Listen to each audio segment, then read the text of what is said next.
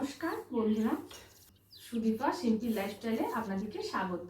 আজকে আমি এমন কিছু টোটকা বলবো যেগুলি বাড়িতে থাকলে আপনার জীবন উন্নতিতে ভরে উঠবে। সেটি হচ্ছে অপরাজিতা গাছ।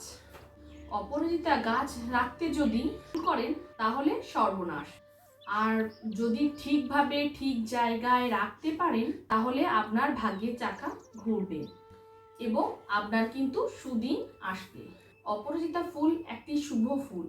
অপরাজিতা ফুল, এই ফুলটি ভগবান শিবকে এই ফুলটি নিবেদন করা হয়। আবার জ্যোতিষশাস্ত্রেও এর গুণ অপরিসীম। এই ফুল দুর্গা পুজোতেও লাগে, শনি পুজোতেও লাগে। অপরাজিতা কিন্তু সবার প্রিয় ফুল। সবার বাড়িতে কিন্তু অপরাজিতা ফুলের গাছ হবে না। আপনার বাড়িতে ভগবানের ইচ্ছা ছাড়া এই গাছ হবে না। এই গাছ থেকে একটি ক্ষমতা সম্পন্ন গাছ হিসাবে বিবেচনা করা হয়। এই গাছ যেখানে থাকে সেখানে সমৃদ্ধি নিয়ে আসে। সব থেকে গুরুত্বপূর্ণ বিষয় হচ্ছে এই দিকটি মাথায় রাখা। সঠিক স্থান ও নির্দিষ্ট দিকে স্থাপন না করলে এই গাছ উপকারের পরিবর্তে অপকার বেশি হয়। এর ফলে জীবনে মূল নেতিবাচক প্রভাব আপনার জীবনে পড়তে পারে। আপনার বাড়িতে অপরাজিতা গাছ লাগালে আগে বাস্তুনীতিগুলি বিবেচনা করতে হবে, যাতে এর শক্তিগুলি একটা পজিটিভ পরিবেশ সৃষ্টি করতে পারে। তার একটা নিশ্চিত করার জন্য বাস্তু সম্পর্কে কিছু ভুল এড়ানোর জন্য আজ আমি পরামর্শ দিচ্ছি।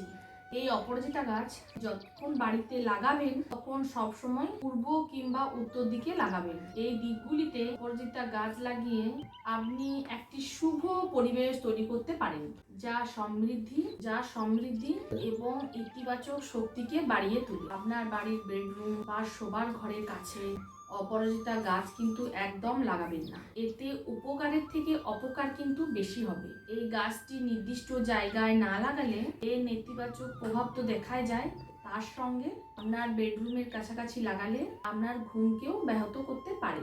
বাড়িতে যদি ফলন্ত অপরাজিতা গাছ শুকিয়ে যায় তাহলে বুঝতে হবে বাড়ির যে মেন কর্তা তিনি খুব অসুস্থ হয়ে পড়বেন। তাছাড়া শুকনো অপরাজিতা গাছ ঘরের আর্থিক ভারসাম্য নষ্ট করে দিতে পারে।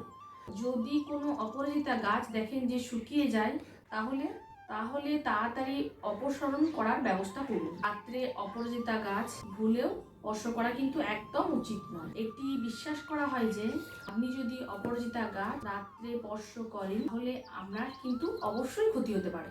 অপরাজিতা গাছ বাড়িতে থাকলে বাড়িতে মদ মাংস খাওয়া কিন্তু একদম উচিত নয়। অপরাজিতা ফুল দিয়ে প্রচুর উপায় করা যায়, সেটা অন্য একদিন বলবো। মদ ছাড়ানোর উপায় আছে, ঋণ মুক্তির উপায় আছে, বিশেষ রোগ থেকেও কিন্তু মুক্তি পাওয়া যায়।